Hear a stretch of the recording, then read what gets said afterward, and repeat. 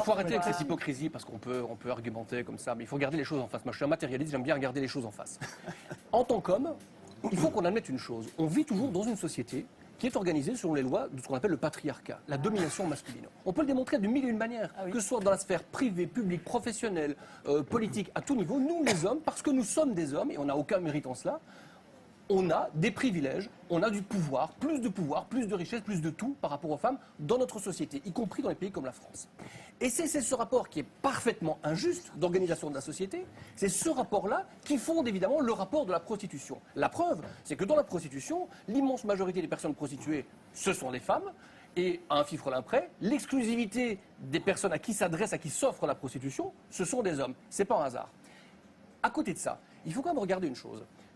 Dans les milieux bourgeois, une jeune femme qui vient d'avoir le bac, elle ne se dit pas, tiens, est-ce que je vais étudier la médecine, est-ce que je vais étudier le droit, ou est-ce que je vais me prostituer sur le trottoir en bas de ma rue? Non.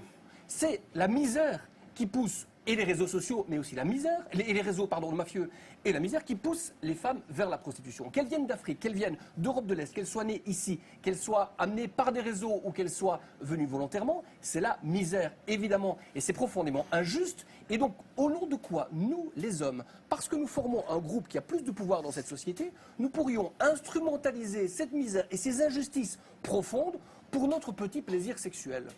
C'est au nom de ça que nous, les hommes, alors, moi je demande, et avec tous les signataires de notre manifeste, on est plusieurs milliers, zéro macho, nous demandons que nous soit appliqué à nous, parce que nous sommes conscients de ce rapport injuste, une norme, comme il en existe d'autres dans la sexualité. On ne peut pas avoir de rapport sexuel avec un enfant, ça s'appelle la pédocriminalité. On ne peut pas avoir de rapport sexuel contre la volonté de quelqu'un, ça s'appelle un viol. Eh bien, on ne peut pas avoir de rapport sexuel contre de l'argent, parce qu'on sait très bien qu'évidemment, la personne en face, elle n'est pas libre d'être là. Elle est réduite, elle est résignée à être prostituée parce qu'elle n'a pas le choix. Parce que quand on a le choix, évidemment, on ne se retrouve pas là. Et nous, les hommes de Zéro Macho, nous demandons que cette norme, cette loi, s'applique à nous. Notamment parce que moi j'ai un petit garçon de 4 ans et demi, j'ai envie de pouvoir lui dire, eh bien toi sexuellement tu feras ce que tu veux, avec un homme, avec une femme, 2 ans, tout ce que tu veux. Il sera libre, mais pourquoi? Il sera libre, mais tu ne pourras pas te regarder dans la glace. Si tu loues le corps d'une femme, parce que le corps d'une femme, on vit au XXIe siècle, ça ne s'achète plus, ça ne se vend plus, ça ne se loue plus.